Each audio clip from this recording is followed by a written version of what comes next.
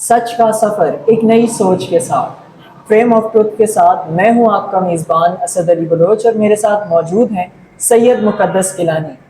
جو کہ آج جموں کشمیر جوائنٹ عوامی ایکشن کمیٹی اور حکومتی مذاکراتی کمیٹی کے مابین جو ایک ملاقات یا مذاکراتی نشست جو ہر 15 روز بعد ہونی تھی، آج اس کی پہلی نشست جو ہے وہ اسلام آباد میں ہوئی، اور اس پر جو مزید تفصیلات ہیں ان سے آگاہ کریں گے سید مقدس گیلانی۔ تو مقدس یہ بتائیے گا کہ جموں کشمیر جوائنٹ عوامی ایکشن کمیٹی اور حکومتی مذاکراتی کمیٹی کے درمیان جو آج ملاقات ہوئی اس میں کون سے امور جو ہیں وہ ڈسکس کیے گئے، اور جو آخر میں شوکت نواز میر کی جانب سے پریس کانفرنس کی گئی اس کا کیا لب لباب؟ سب سے پہلے تو آپ کا شکریہ اسد۔ دیکھیں، یہ جس دن یہاں پہ وفاقی وزراء آئے ہوئے تھے،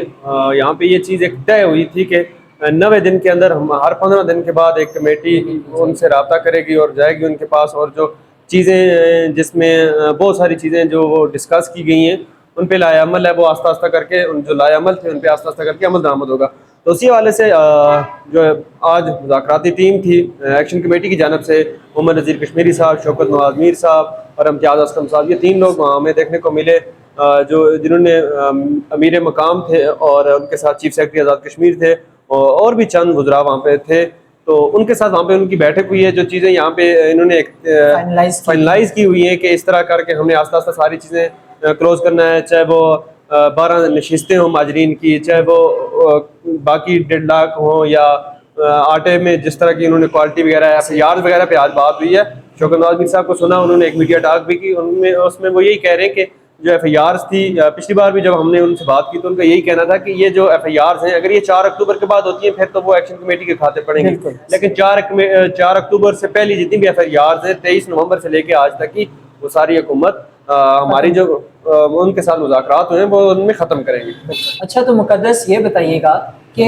شوکت نواز میر کی جانب سے جب ایک ان سے سوال کیا گیا سردار امان کے اوپر جو ایک FIR اسلام آباد میں کاٹی گئی ہے اس کے متعلق، تو یہ بتائیے کہ وہ سردار امان کے اوپر FIR کیوں کاٹی گئی ہے، اور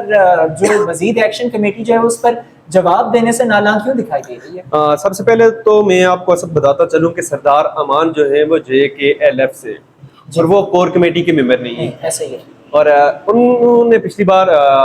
ایک پریس کانفرنس میں انہیں دیکھا، انہیں سنا بھی، تو کسی نے ان سے سوال کیا کہ آپ نے اس کے پاکستان مخالف نعرے لگائے، لیکن ایک چیز جو مین ہے وہ 2 سال پہلے کہیں ان کا یہ کلپ ایک وائرل ہے، تو اس میں وہ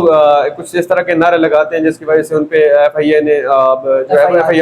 FIR نے کی ہے۔ شوکت نواز میر سے یہ سوال پوچھا گیا، لیکن انہوں نے کہا کہ یہ مجھ سے بہتر آپ کو امان بتا سکتے ہیں۔ جب ہم نے سردار امان سے پوچھا تھا، سردار امان سے اس نے کہا تھا کہ اس کا یہ مطلب نہیں ہوتا کہ جس طرح یہ لوگ سمجھ رہے ہیں، اس کا یہ مطلب ہوتا ہے کہ ہماری جان چھوڑ دیں۔ اچھا،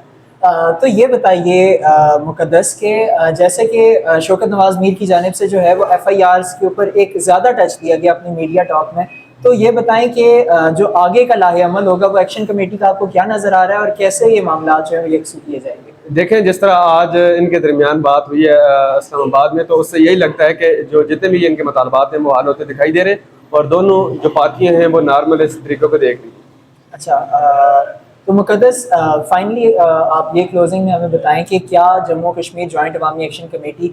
جو میٹنگ کے بعد جو ہے پریس ٹاک کی گئی، کیا اس میں آپ کو کانفیڈنس لیول کیا لگ رہا تھا کہ کیا جو معاملات ہیں وہ حل ہونے کی طرف جا رہے ہیں یا نہیں؟ دیکھیں، جس طرح انہوں نے بات کی شوکت نواز میر صاحب کی، تو اندر بھی ہم نے باقی تصویریں بھی دیکھی، باقی چیزیں بھی دیکھی، تو وہ پرامن نظر آئے، ہمیں پرامن دکھائی دیے، اور امید ہے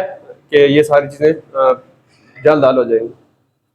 تو ناظرین، یہ تھی فریم آف ٹروتھ کی فرسٹ پوڈ کاسٹ۔ اسی کے ساتھ ہمیں دیجیے اجازت۔ روزانہ ہم آپ کے ساتھ مختلف امور اور